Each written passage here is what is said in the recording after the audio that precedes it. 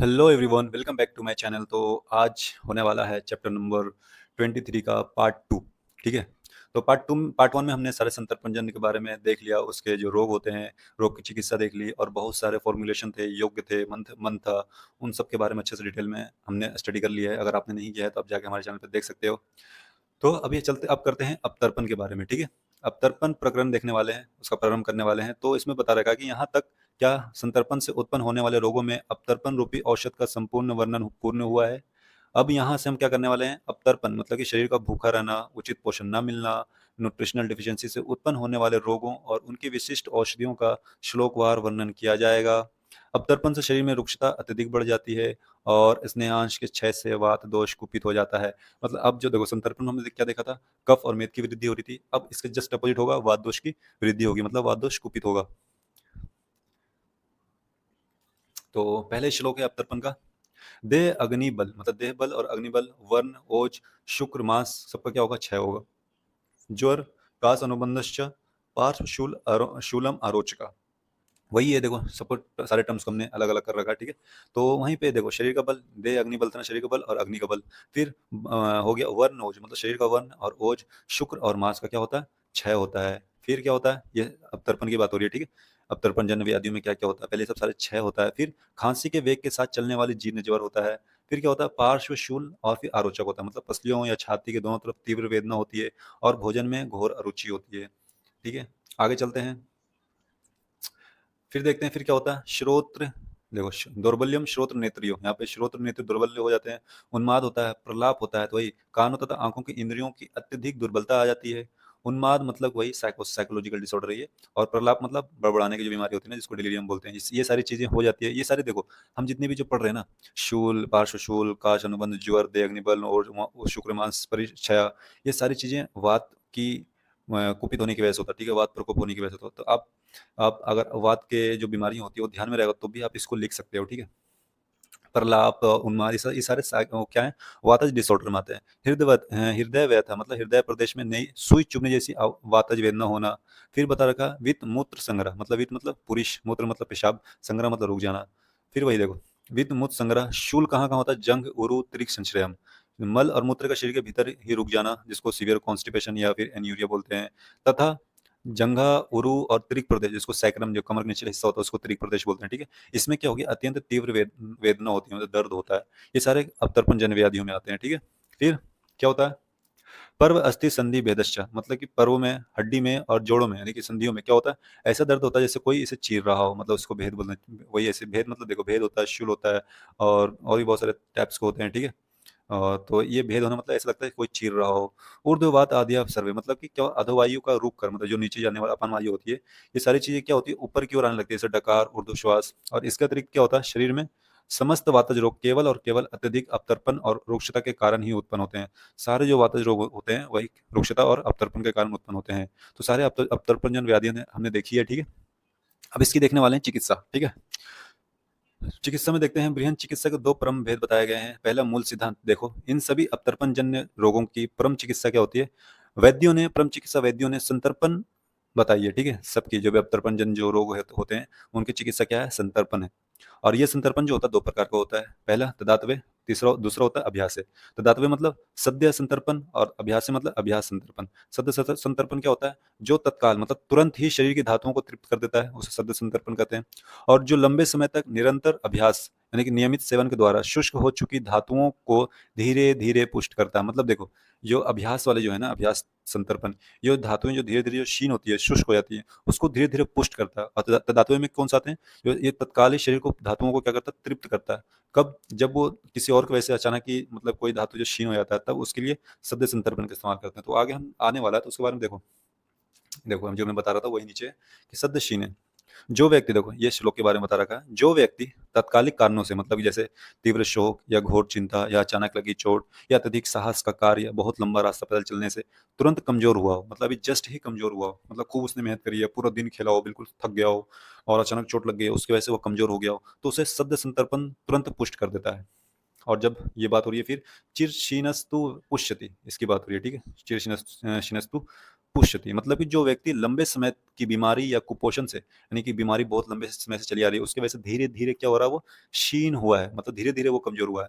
उसकी धातुएँ अंदर से पूरी तरह सूख जाती हैं। ऐसा रोगी तब तक पुष्ट नहीं होता, तब तक वो कुछ दिनों तक लगातार संतर्पण अभ्यास ना करे। मतलब इसके लिए संतर्पण अभ्यास होता है, ना कि सद्य संतर्पण करेंगे। संतर्पण सिर्फ़ उसी के लिए होता है, जो अभी-अभी मतलब तुरंत कमज़ोर हुआ हो। समझ में आया सद्य संतर्पण और अभ्यास संतर्पण का? अब देखते हैं चिर दुर्बल रोगी की चिकित्सा, ठीक है? यहाँ पे देखो, ये एक टर्म है, कार्यमतवरम आनेन, ठीक है? मतलब कार्यमतवरम आनेन, कोई कुछ भी पढ़ लो। वैद्य के लिए परम निर्देश बता रखे हैं कि यह श्लोक जो है चिकित्सा जगत का एक अत्यंत महत्वपूर्ण नियम प्रतिपादित करता है। वो नियम क्या है?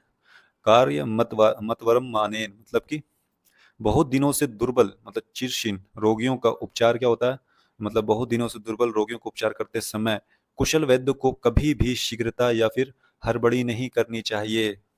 समझ में आ रहा है? यानी कि जो पेशेंट, जो रोगी बहुत दिनों से बीमार से पीड़ित है, जिसकी वजह से वो धीरे-धीरे क्षीण हो चुका है, तो उसकी चिकित्सा शीघ्रता से या हड़बड़ी में नहीं करनी चाहिए। तो क्या करना चाहिए? देह, अग्नि, दोष, भैषज, मात्रा, काल, अनुवर्तनी।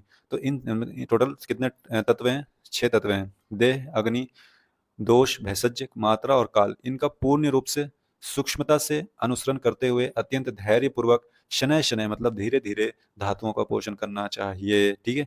तो जो चीरशीन जो होता है, बहुत समय से धीरे-धीरे जो रोग की बीमारी के कारण पतले हो जाते हैं, उसकी चिकित्सा देह, अग्नि, दोष, भैषज, मात्रा और काल का, यानी कि देख कर, सोच विचार करके धीरे-धीरे धातुओं का पोषण करनी चाहिए। अब देखते हैं चिरशीन रोगियों के लिए परम हितकारी बृहन कर्म क्या है? उसके लिए क्या करना चाहिए? जो मतलब धीरे-धीरे जो क्षीण हो चुके हैं बीमारी के कारण, ये 1 साल, 2 साल, 3 साल में वो क्षीण हो चुके हैं, तो उसके लिए क्या करना चाहिए? आहार द्रव्य उसे क्या देना चाहिए? विहार कर्म क्या करना चाहिए? संशोधन कर्म कौन से करने चाहिए? तो उसकी बात हो रही है। तो आहार में बता रखा है कि चिरशीन रोगियों के शरीर को पुनः ऊर्जावान बनाने के लिए क्या करना चाहिए? मांस रस, पेय और घी का प्रचुर सेवन परम हितकारी है। मतलब दूध पियो और घी खाओ भरपूर मात्रा में, और मांस रस पियो। ये 3 चीज़ बताया है। इससे आप जो बीमारियों के कारण या बहुत लंबे समय से आप क्षीण हो, तो आप क्या हो जाओगे? नॉर्मल हो जाओगे, अच्छे हट्टे-कट्टे हो जाओगे। अब विहार करने के लिए क्या बताया? शीतल या सुकोष्ण जल से। शीतल जल से या फिर ऐसा जल जिससे आपको ना ज़्यादा कष्ट होता हो, ना ज़्यादा, मतलब ना ज़्यादा ठंडा, ना ज़्यादा गर्म। तो नॉर्मल पानी से नियम पूर्वक स्नान करना, या फिर क्या, तथा पूरे शरीर पर तेल की मालिश करना, यानी कि अभ्यंग करना और स्नान करने के लिए बताया गया है। देखो, स्नानी और अभ्यंग, ये 2 चीज़ें विहार में बताया गया। आहार में 3 चीज़ें हैं, मांस रस, दूध और घी, और विहार में स्नान और अभ्यंग है। संशोधन कर्म में क्या है? बस्ती है, ठीक है? और क्या बताया गया? बस्ती का प्रयोग करने बोला गया। वास्तविक पोषण तर्पण मंत्रों का निरंतर अभ्यास चिरशीलता को समूल नष्ट करता है। यानी मंथन, पोषक तर्पण जो मंत्र होता है, उसका भी अभ्यास करने के लिए इसमें बोला गया है। तो इतनी सारी चीज़ें करने से क्या होगा? चिरशील रोगियों की परम हितकारी होगी, ये बृहन कर्म हो जाएँगे उसके। परम वृश्य मंत्र की, अब देखो यहाँ पे मंत्र का अभ्यास करने की बात हुई थी, वो मंत्र की यहाँ पे देखने वाले हैं। मंत्र का निर्माण एवं संकेत देखने वाले हैं। सटीक औषध अनुपात एवं अनुप्रभात। तो देखो संकेत, अब तर्पण जन्य निरंतर ज्वर, कांस, कृष्णा, मूत्रकृष्ट, तृष्णा, उर्ध्ववात से पीड़ित अत्यंत कमजोर रोगियों के लिए क्या करना है?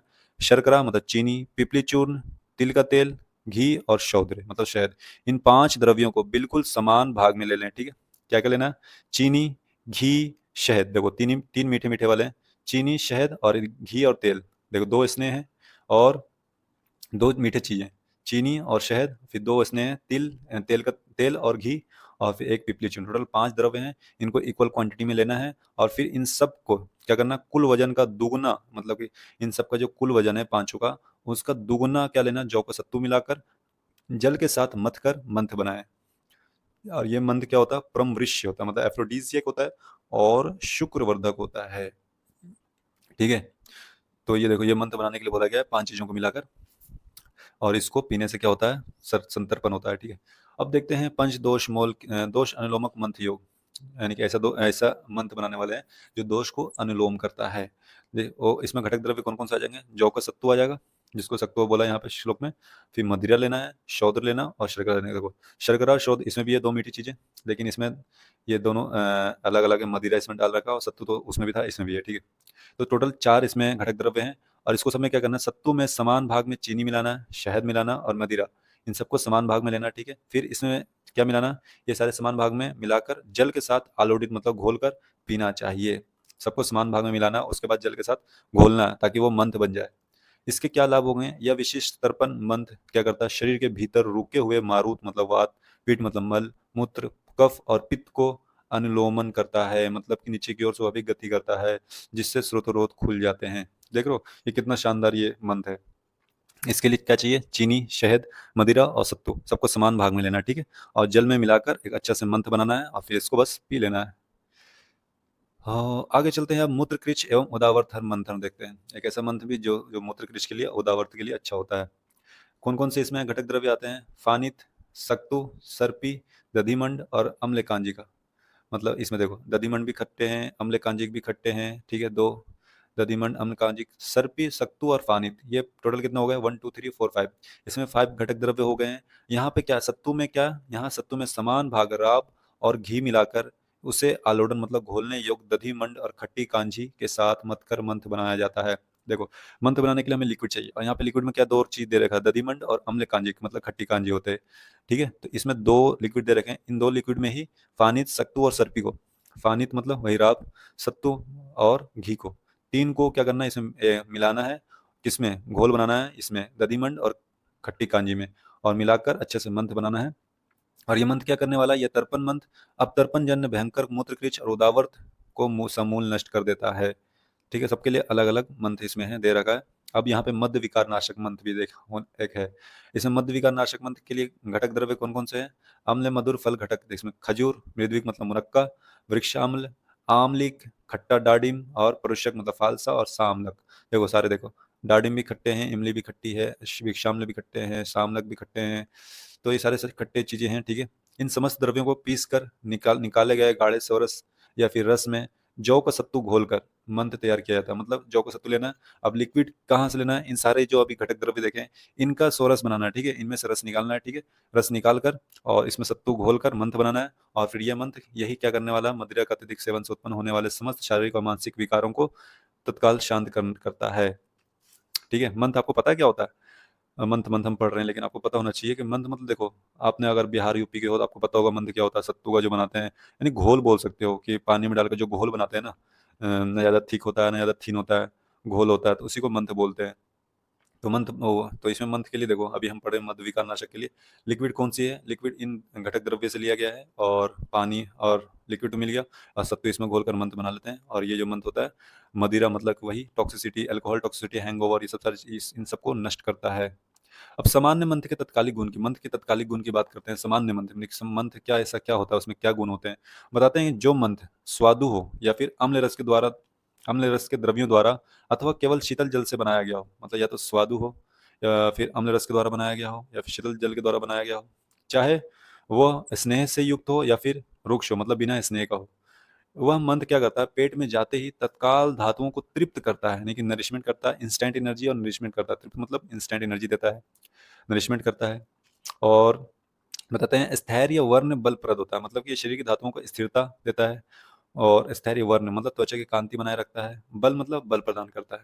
ये तीन चीजें करता है। स्थिरता लाता है, त्वचा की कांति मतलब वर्ण प्रोवाइड अच्छा करता है, कांति अच्छा, त्वचा की कांति में सुधार लाता है, निखार लाता है, और बल प्रदान करता है, और यहाँ पे धातुओं को तृप्त भी करता है।